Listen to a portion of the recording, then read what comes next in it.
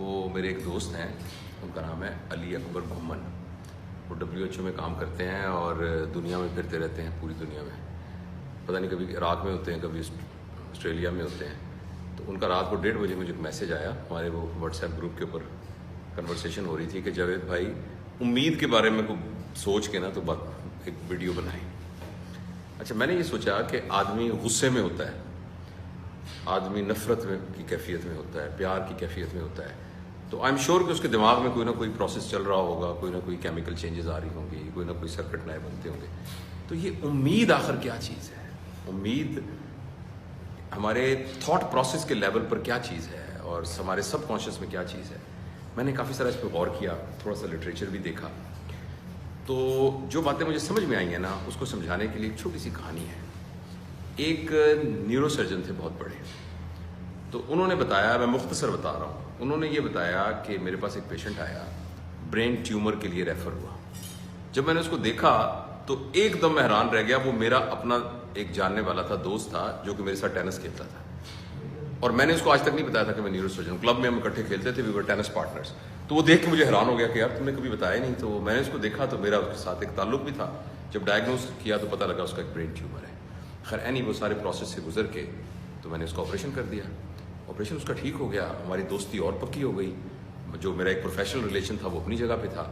وہ مجھے پوچھتا تھا کہ یار میں ٹھیک ہو جاؤں گا؟ تو میں نے اسے کہا ٹھیک ہو جاؤ گے. کہتا وہ کچھ عرصے کے بعد پھر اس کو دوبارہ ریکرنس ہوئی برین کے اندر. جب ریکرنس ہوئی تو پھر اس نے مجھ سے پوچھا کہ یار میں ٹھیک ہو جاؤں گا؟ تو میں نے کہا یار انشاءاللہ ٹھیک ہو جاؤ گے. نہیں انشاءاللہ تو خیر میں کہہ رہا ہوں کہ ٹھیک ہو جاؤ گے. تو انہوں نے کہا کہ ہم نے جب علاج کیا پتہ لگا تو انہوں نے کہا جی اس کی ری سرجری کرنی پڑے گی. تو وہ بڑی ٹیکنیکلی بڑی مشکل سرجری تھی, میں نے وہ سرجری بھی اس کی کر دی. تو پھر مجھے پوچھا یار مجھے سچ بتاؤ میں ٹھیک ہو جاؤں گا؟ میں نے کہا ہاں یار تو ہو جاؤ گے. کہتا اس کے کچھ عرصے سال 6 کے بعد اس کو پھر دوبارہ ریکرنس ہوئی اور اس کے میٹاسٹیسس جو ہیں وہ باڈی میں پھیلے اور جگہوں پر گئے. تو ہم نے یہ فیصلہ کیا کہ اس کو ریڈیو تھراپی دی جائے. تو کیمو تھراپی اور ریڈیو تھراپی دی جانے لگی. تو اس نے مجھے کہا کہ مجھے اب سچ بتاؤ کہ میں ٹھیک ہو جاؤں گا. میں نے کہا یار ہمت نہیں ہارنی, وہ کوشش کرتے ہیں ہم انشاءاللہ. لیکن کہتا لیکن میرے ذہن میں یہ تھا کہ اب یہ آہستہ آہستہ نیچے ہو رہا ہے. کہنا کچھ عرصے کے بعد ہمارے آنکولوجسٹ نے کہا کہ اب اس کو کچھ نہیں ہو سکتا. اس کے اسفنٹر پرابلم ہو گئے, پیشاب کی نالی ڈالنی پڑ گئی, اور مسائل, اسپیچ کا مسئلہ ہونا شروع ہو گیا. تو کچھ بعد میں تو کہتا یار مجھے تم سچ کیوں نہیں بتاتے کہ میں ٹھیک ہو جاؤں گا کہ نہیں ہو جاؤں گا؟ تو میں اس کو کہتا تھا ہاں ہم کریں گے, ٹھیک ہو جائے گا, کچھ نہ کچھ ہو جائے گا. کہتا اسی دوران کے اندر نا اس کی حالت بہت غیر ہوتی گئی, بہت. پھر میں اس کے گھر بھی جانا شروع ہو گیا. پھر اس کی بیوی بھی کبھی کبھی میرے پاس آتی تھی. تو ایک وقت ایسا آیا کہ میں نے اسے یہ سوچا کہ اب اگر یہ مجھ سے پوچھے گا تو میں اس کو یہ کہہ دوں گا کہ یار اب تو اٹس آل اوور. تو کہتا پھر بھی میری ہمت نہ ہوئی, میرے پاس پھر آیا. اس نے کہا دیکھو یار اب میں تو اٹھا نہیں جا رہا, مجھے بتاؤ تو صحیح. میں نے کہا نہیں کرتے ہیں. کہتے چلو ٹھیک ہے جیسے تم کہو, میں اعتبار ہے. ایک دن ایسا ہوا کہ میں اس کے گھر گیا اور اس نے مجھ سے وہی سوال پوچھا.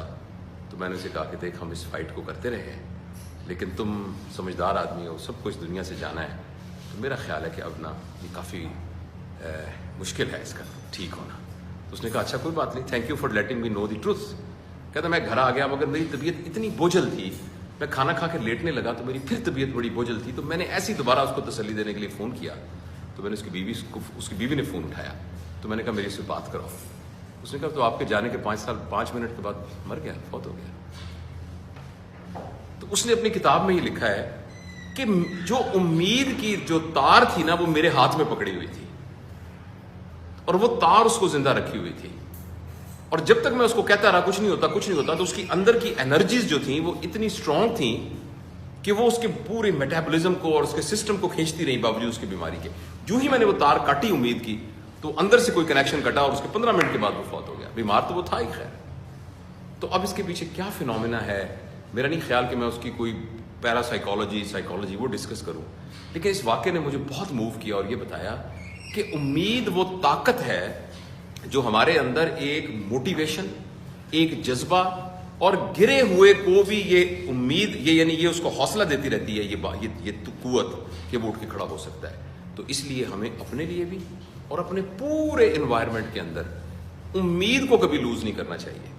اور اگر آپ نیٹ پہ لکھیں نا تو دیر از اے ماڈل, وہ ماڈل ہے کہ ویژن ہوپ ماڈل, کہ اگر آپ کا کوئی بھی ویژن ہے نا اس ویژن کے ساتھ ہوپ کا ہونا بہت ضروری ہے. جیسے ہم اکثر بیٹھ کے کہتے ہیں یہ ملک ٹھیک نہیں ہوگا, یہاں کا آوے گاوا بگڑا ہوا ہے, یہ عوام نے ٹھیک ہونا ہی نہیں ہے, یہاں جو مرضی کر لو ٹھیک ہوں گے ہی نہیں ہوں گے, نہ بابا یہ قوم ٹھیک ہونے والی نہیں ہے.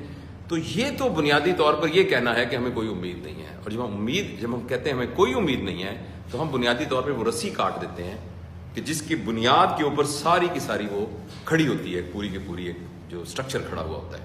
تو اس لیے میرے خیال میں امید وہ طاقت ہے, اور ہمیں ہر وقت ریئلسٹک ضرور ہونا چاہیے مگر پر امید ہونا چاہیے.